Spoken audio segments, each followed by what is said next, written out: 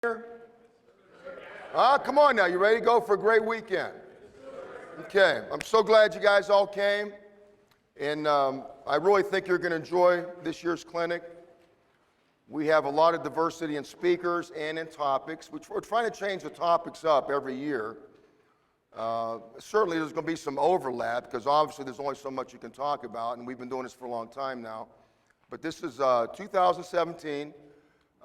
We got a nice turnout for Friday night once again, and I'm assuming, right, you're all going to be here tomorrow. My name's Ken Mannie. I'm the head strength and conditioning coach here. I've been here going on 23 years now. It's a very special place for me and to me, for my family, and we hope it's this weekend for you, it'll take on a special meaning for you as well. I'm not going to do any introductions. Mike Vorkapich, our clinic director, has told me I have 30 minutes to get this in, so we'll save all intro for staff and all that probably tomorrow. And you're going to meet some of them tonight anyway, but we'll make sure everybody gets their due tomorrow. My topic tonight, and I know there's a lot of you out there, I'm kind of gearing this towards the young people here, the young, aspiring, whether it's strength and conditioning coaches, fitness professionals, and I know we have, a wide array of people here in different areas of strength and conditioning, whether it's personal training, whether you're at the collegiate level, the high school level. You may have your own facilities, your own training facilities, and doing some personal training with different clientele, be they high school, collegiate, or pro, whatever. But I think what I'm going to say, everything may not directly apply to you, but I think indirectly there'll be something there for you. And if nothing else, there'll be something in there for you as a professional in what you're doing in this profession, which is a great profession. I don't know if there are too many other professions out there where we have the opportunity to be mentors, teachers, coaches, and ambassadors, and so very, very much more, and really have an impact on people's lives. I'm sure there are, but there aren't that many that really, because of the time that we invest. And that's all about time. Relationships are all about time investment. And I don't think anybody invests more time than we do, really, as teachers, coaches, mentors, and all the hats that we wear. So I'm not going to do any X's and O's tonight about training. I'm going to talk about the profession a little bit, and the profession that we're all in, no matter what specific area each of you are in, and maybe some things I'd like you to think about. Before I get to the slides, though, I'm kind of reversing things here a little bit, because here I'm going to give you my summary first.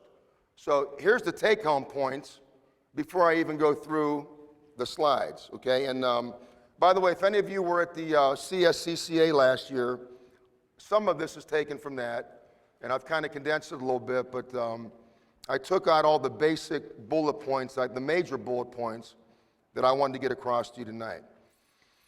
First of all, let me just say this, and this is a Don Shula quote. Most people stop before they even start. We always talk about finishing. We always talk about finishing the job, right? Finishing the run, finishing the drill. Truth of the matter is, most people stop before they even start. They don't even have the confidence to take the first step. All right, now, everybody in here is taking the first step, and I'm not talking about a drill. I'm talking about your place in this profession. You've all taken that first step. The fact that you are here this evening tells me that you have a burning desire in your heart and soul to learn, to grow, to develop, and I commend you for that. Keep setting your sights high. Keep setting your sights high, and remember that you can always take a positive step, in the direction you want to go. Every single day, you can take a positive step. Now, that step might only be that long one day, and it might be this long the next day. The thing is, though, you got to keep moving forward, and you cannot get discouraged. Cannot get discouraged. We're going through something right now that's all over the news, that, young people, remember this, when working with young people, they will never cease to amaze you in a positive way, and they'll never cease to disappoint you either, okay? You just have to deal with that. Okay, that's part of the deal. That's part and parcel to the profession. Okay? Our job is to keep working with them and realizing that they'll quit. They'll quit on life before we will. We're the adults here. We're the mentors here. We're the coaches here. We have to make sure that we keep pushing through and keep trying to teach them the right way. You alone get to choose what matters to you and what doesn't matter to you. No one's going to tell you what matters to you, are they? You're going to determine that. You're going to determine that. Two major questions in an interview process. If any of you ever interview for me, so I'm giving you kind of a heads up now for a position, somewhere in that interview, two questions are going to come up. The first one's kind of a two-parter, all right? What's the worst thing that ever happened in your life? Now, you might say, well, I'm not going to talk about that, but you might. A lot of people open up to that, all right? And they'll tell you about, it could be a death in the family, loss of a loved one. You hear a lot of things. My follow-up to that question is how did you handle that? How did you handle that? It's very important for me to know about you, how you handle adversity. The second question, very simple, what do you do with your free time? How do you spend your free time? Now, this is your free time right now, right? You could be doing, there's other things you could be doing. And yet you're at our 2017 Spartan Strength and Conditioning Clinic, and we appreciate that. So that tells me a lot about you right there. All right? What do you do with your free time? I want to know if you're a person that goes out there and is constantly beating the pavement for new knowledge. I just spent a half hour, 45 minutes with Mike Gittleson, and we're talking about, he's given me some new research. I learned a lot before I walked down here on tendon compliance and tendon stiffness, and the importance of balancing them out in our training, and some methodologies for doing that. I learned a great deal this evening between 5:15 and 6 o'clock when I walked down here. All right? Always thirsting for knowledge, right? If you're a person, and that really, it takes me to my next point, so listen to this, and I think it's very important. No matter how much you know, there's a whole lot you don't know. And your willingness to acknowledge that could change everything for you. Your willingness to acknowledge the fact that you don't know everything. Just acknowledging that can change, it's a game changer. It's a game changer. You're going to constantly learn. I'm on the back nine. I am on the back nine of this profession, okay? And I am still learning. And I tell you what, it is such a joy to learn. I mean, it just revives you. It revives you, okay? I thought, well, I'll tell you something else that revived me about a year ago is I had a grandchild. Bill and Elena were so kind to bless us with a grandchild, a beautiful little granddaughter. And I thought I was a happy man before that. I found out what happiness was all about when I saw my granddaughter, okay? So, and that's just kind of an analogy. Learning's like that to me a lot too. Learning just lifts me up. And I'm going to learn as much from this clinic this weekend as any of the information that I could ever give you. And I hope you guys always maintain that feeling and that philosophy and that outlook. In teaching your young people, I think this is a point you always got to get across to them, and it can be stated very simply. The right thing and the easy thing are very seldom the same thing. The right thing and the easy thing are very seldom the same thing. We need to know that in our everyday, challenges that we have, and God knows they need to learn that too. They need to learn that as well. Make sure you're getting that across to them, okay? And for you young people, and really I don't care what phase of your career or profession, this profession that you're in, you got to understand this. Your future is not just going to happen.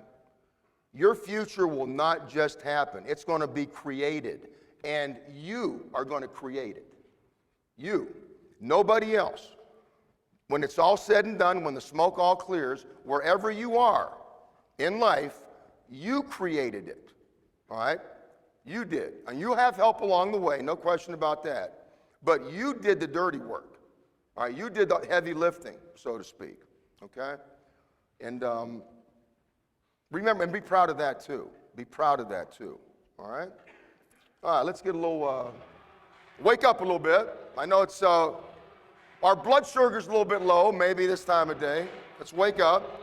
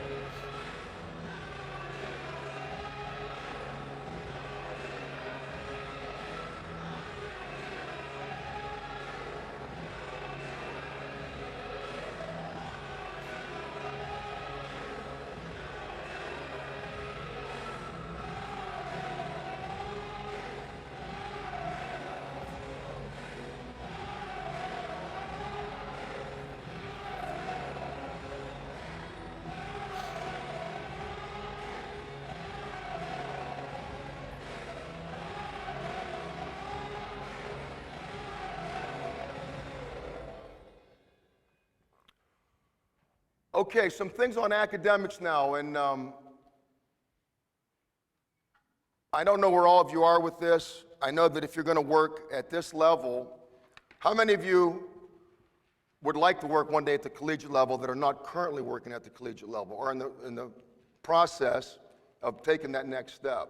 Okay, obviously, and I got to tell you, quite frankly now, if you apply for a position here, and I'm sure it goes for anywhere, you're going to need a master's degree.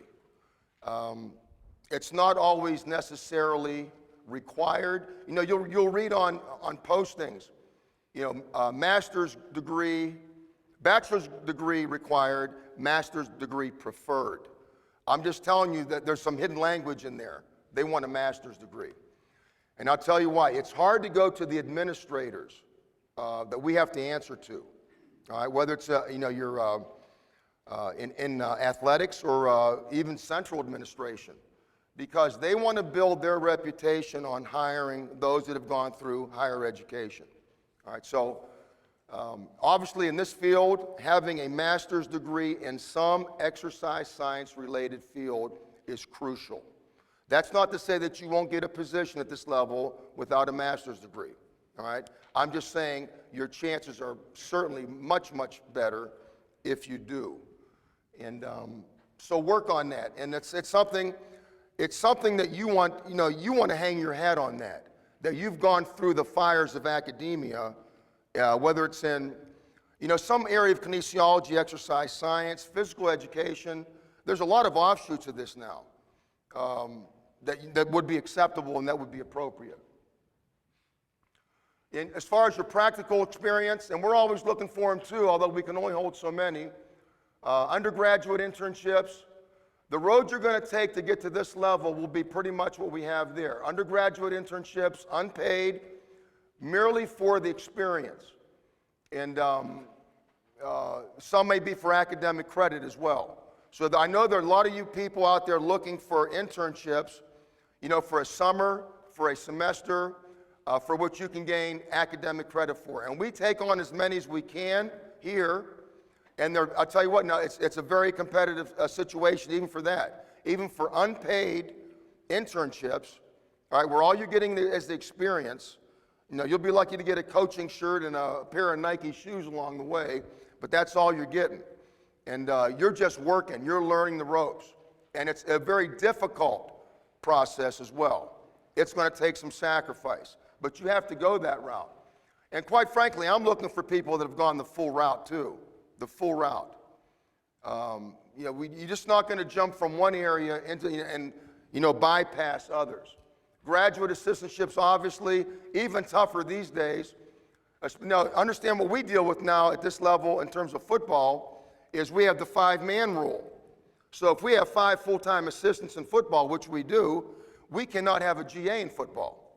We can have GAs in other areas, but we cannot have a bona fide graduate assistant working with football. All right, so that is a problem for us.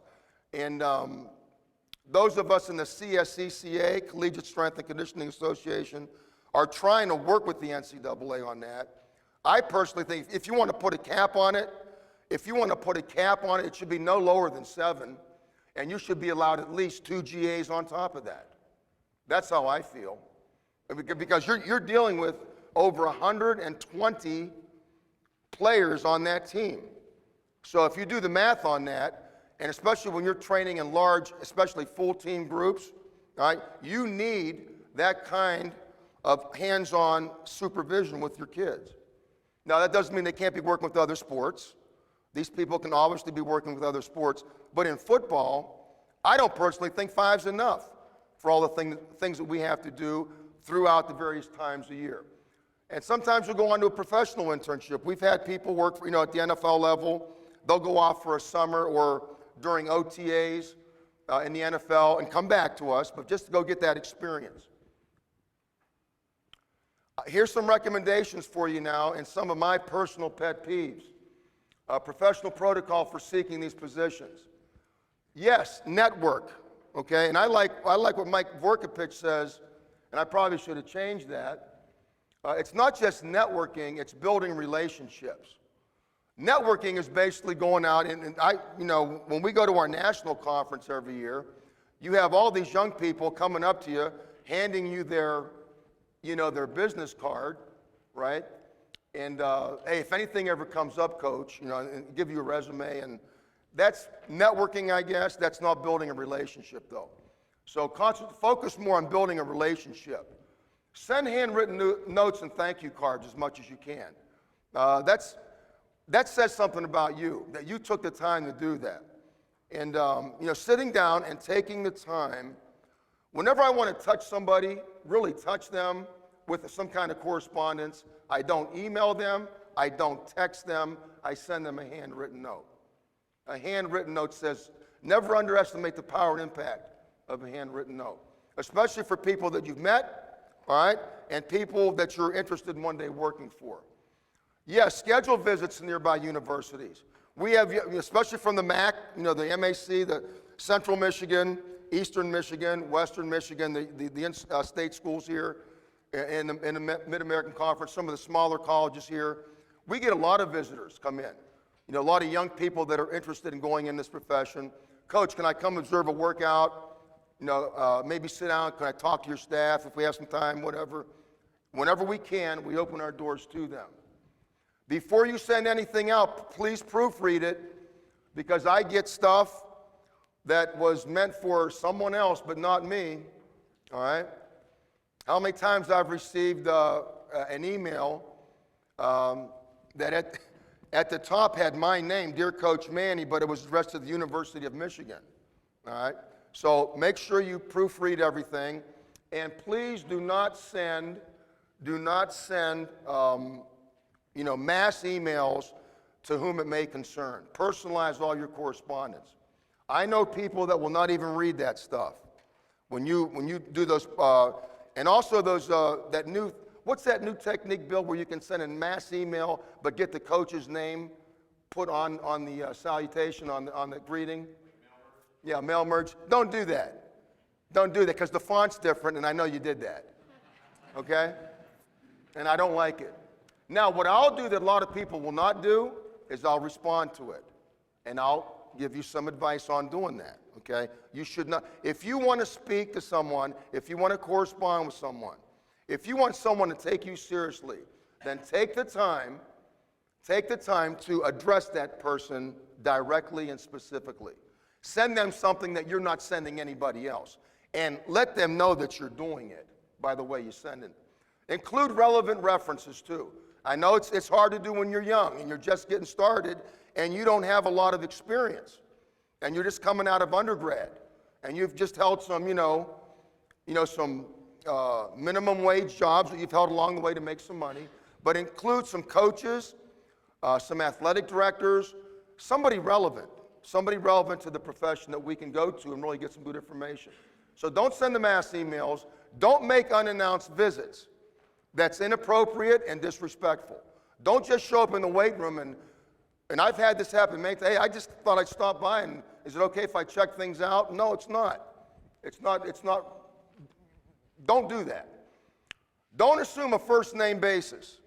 Please don't, especially when you're 18 years old or 19 years old or 20 years old and you're speaking to someone that's 50 or 60 years old. Don't assume that you're on a first name basis with that person, okay? Mr. or Coach will do just fine, and it'll show your respect, that you're giving respect. And don't inundate with phone calls, all right? An email every now and then, a handwritten note every now and then.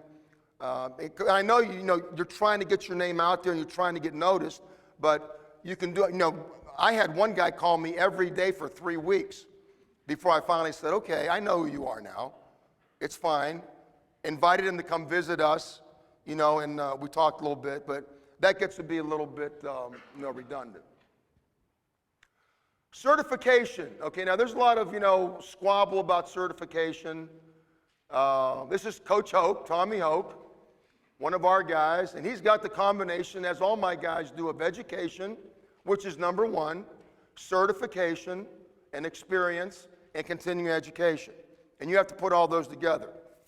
Now and believe me, I am not, I'm a member of the CSCCA as all my staff members are, and I'm not going to pit one certification against the other. And depending on what you do, if you're a personal trainer, obviously you're not going to be part of the Collegiate Strength and Conditioning Coaches Association.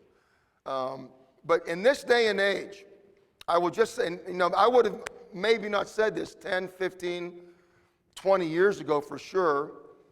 It gives you credibility, and you need to have the credibility. And we can talk about, how good some certifications are. Are they really worth their weight in gold? What are they really giving you from an educational standpoint? Are they just a money-making outfit that's just trying to, strip everybody of their resources and just give you some kind of tag after your name that really is meaningless? I understand that, and I understand that thinking because I once thought like that too. Because I always believed education is number one. All right, let's get that first. Once someone that's gone through, like I said earlier, the fires of academia for 4 years undergrad and 1 to 2 years, whatever, for master's work. Okay, I knocked my master's out in 1 full year, 1 full calendar year at Ohio State. I went from June to June. Are they still on quarters down there, Anthony? Okay, they were on quarters back then. So my master's degree consisted of 54 quarter hours, all right, and an oral thesis, okay? So that's what I had to go through, and and we also had to serve time at a high school,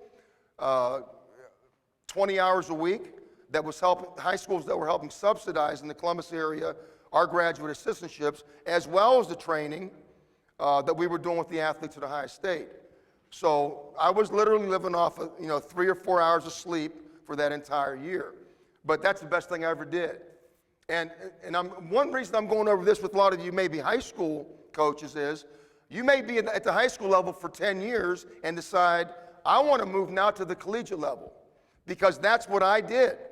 I was a high school teacher and coach for 10 years and decided, I want to advance myself. I love what I'm doing here. I love working with these kids. I would never trade it for anything, but, I'm getting to be close to 30 years old now, and I feel like I want some more out of life, all right? And I feel that I could do that.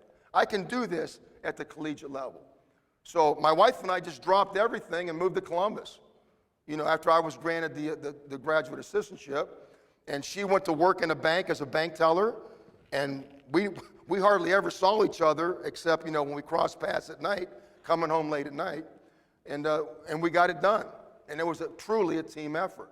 So I'm talking to you people too in case that ever comes across for you, and you want to do that. Let me go back here. One more thing about certifications. All right, accredited, recognized, respected, comprehensive, progressive, okay? This organization, I think, is doing that and getting there. It's making better and longer strides each and every year. I happen to be on the board of directors, okay? So I do have some input into it, and I've been trying to give them some things I think are coming from the field and what really the people in the trenches are looking for. And I hope I'm doing a good job of it. I'm trying to get that across, and what we really need. And but I do think that it in the foundation of it, it's a good organization. It is a good organization that is going to be great if they follow along the path that they're going now. And of all the ones out there for our level, I think it's the best. Of all the ones out there for our level, I think it's the best. Are there still some glitches, some things that need to be ironed out? Yeah, sure there are. The most important thing is accredited. It's accredited, and it's fully accredited. And the main criterion that I look for in that is going back to education. You have to have a collegiate degree, okay? You have to have a college degree. Some certifications don't require that, all right? And I look upon that, I kind of frown upon that personally. If you're not required to have a collegiate degree, then how are you put through the fires of academia? I would encourage all of you to develop some what are called separation qualities.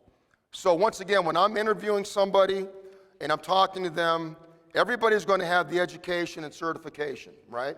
Pretty much, or they're working on their certification. What I want to know is what separates you from everybody else that I'm going to interview. So when I'm talking to you, when I'm checking your resources out or your references and so forth, what separates this young man or this young woman from everyone else that I've talked to, all right? Are you a performance leader? That means in terms of the profession, all right? Are you a true leader in the profession or one that I feel has got qualities to be that? Are you a culture leader? By culture leader, I mean among the people that you're working with. So you have to have a culture within the people you work with, as well as the culture you're trying to develop with the athletes that you work with. Are you a strong culture leader, all right, among your peers, with and among your peers, okay? So performance is you've got the knowledge, you know what you're doing, you know how to coach, you know how to teach, you know how to mentor. Now what about your relationships and interaction with people around you? Are you disciplined, but with compassion? Sometimes hard to balance. Hard to balance. Do you practice discipline with compassion? And obviously high integrity. All right, I got the sign on my door. If you have integrity, nothing else matters. If you don't have integrity, nothing else matters. I'll stop right there. We can stop the discussion right there. Obviously, perseverance, fighting through tough times, not, backing off every time a tough situation arises, because they're going to come. A true enthusiasm for what you do. Courage, all right, to fight through things, going along with perseverance, and to battle through things. Dedication to the profession and the people you work with and for. The people you work with and for. You got to have some mental toughness. I know that's kind of sometimes an arbitrary term, but when you have mental toughness, it's a lot like integrity. When somebody has mental toughness, you know they do. You know they do. It's written all over them. And obviously loyalty. Loyalty to who you're working for. And I'll tell you what, if you want to get a black mark in the profession, do this. Talk badly or poorly about your last employer. Okay? Boom, you're done.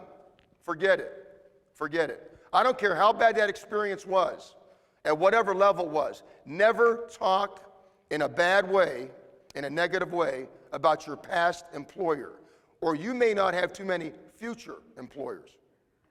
Okay? Toughness is the application of focus, And I talked about it's hard to find it. Sometimes an arbitrary term. This is from Dr. Lonnie Rosen, who's one of our, he's a psychologist, one of our sports psychologists. Toughness is the application of focus, no matter the circumstances, to what is going on around you. The application of focus to no matter what is going on around you. And that's a good way. I think that's a great definition of toughness. Have these administrative skills and you're going to go far. Are you a great communicator, a negotiator, an organizer, a planner, and a problem solver? A problem well stated is a problem half solved. So know what the problem is first, all right? You've got to take these with you. These will serve you well. So just knowing the X and O's of strength training, people, is not good enough. You have to develop proficiencies in all those areas there because you're going to be negotiating budgets. You've got to be able to communicate with a slew of different coaches that may not totally agree with you or may not agree with you at all. A planner and obviously a problem solver. We do that all the time. Okay, so establish standards. That's who you are every day. Establish standards. That's rather than philosophies. I believe in a more standard approach than philosophy approach. Who are you every day and what makes you who you are? And what do you do to preserve that and to embellish that? Build an identity, create challenges, demand accountability from everybody around you, foster verbal communication, nurture decision making. You know, I tell our guys what I want, a plan that I have, and I want them to devise the plan. All right? I would like, here's the outcome I would like. Go make a plan for that outcome. That gives them some decision-making properties in there. Encourage action on those decisions and have strategies to manage the results. Okay? And I'll leave you with this because I know we got to get going here. Be standard-driven. Your standards and how you hold yourself to them are the greatest determining factors to how your life will work out. Be relevant. Be relevant in this profession. Don't just be another person that's doing it and collecting the paycheck. Eventually, people should know who you are. All right? It starts off with the people you work with, the kids you work for, the athletes, the clientele, whatever. You need to be relevant, and you can make yourself relevant by reaching out where you are now and in the profession with an open door. We mentioned earlier, build relationships with your athletes or your clientele, the people you're working with, your staff, and the peers, the other professionals in your area, okay? All right, there we go. Maintain and earn, you've heard earn a jersey all over the place, all right? Be humble, stay hungry, expect to go through the pain of commitment, rest if you must, but never quit. Rest if you must, but never quit. And prepare for the day when you can negotiate. And I'll just leave you with that one because I keep getting asked, how did you last 23 years here? All right? I finally got to the position where I can negotiate. All right? If you want to be long-standing in the profession, keep working at it, and eventually, and it grows as you build your identity and who you are and who you really are, you'll be able to sit down with people and negotiate rather than them tell you what they're going to give you. And then that's it. Flat line, bottom line, accept or deny. Okay? Thank you so much. Stay strong, stay in the fight.